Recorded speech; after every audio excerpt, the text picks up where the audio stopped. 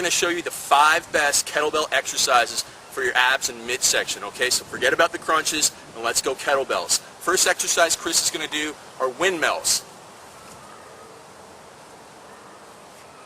Braced ab, strong torso all the time, okay?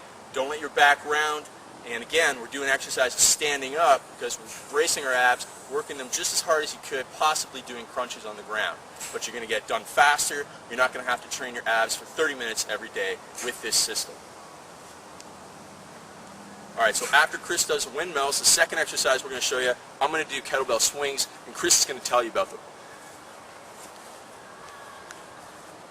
Kettlebell swings are a very important exercise in that they work your abs the way they're meant to be worked, which is by stabilizing them. So you'll notice that all Craig's doing is using his hips and his legs to drive the kettlebell forward, keeping his brace. His arms are just along for the ride.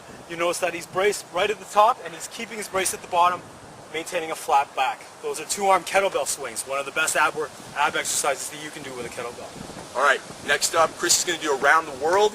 Can you use this one? Yeah.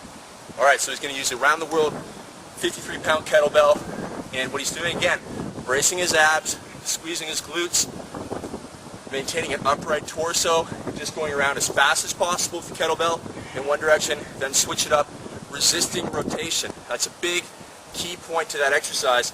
Same thing I'm going to do in the next one, which are kettlebell renegade rows.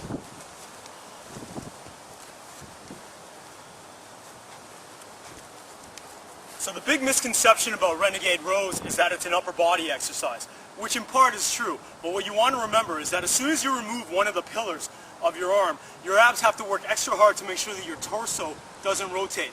So in doing that, Craig's got to keep his glutes nice and tight, he's got to keep his abs nice and tight, and he's got to maintain ultra focus in getting these done. Good job.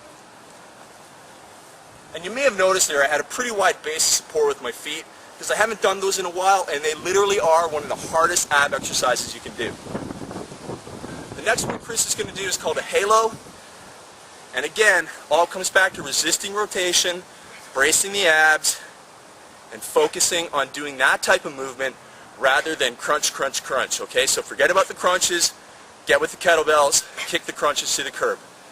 So those are the 5 best upper body, abdominal, torso exercises you can do with kettlebells at home in a very small amount of space without ever suffering the dishonor of lying on the ground and doing crunches.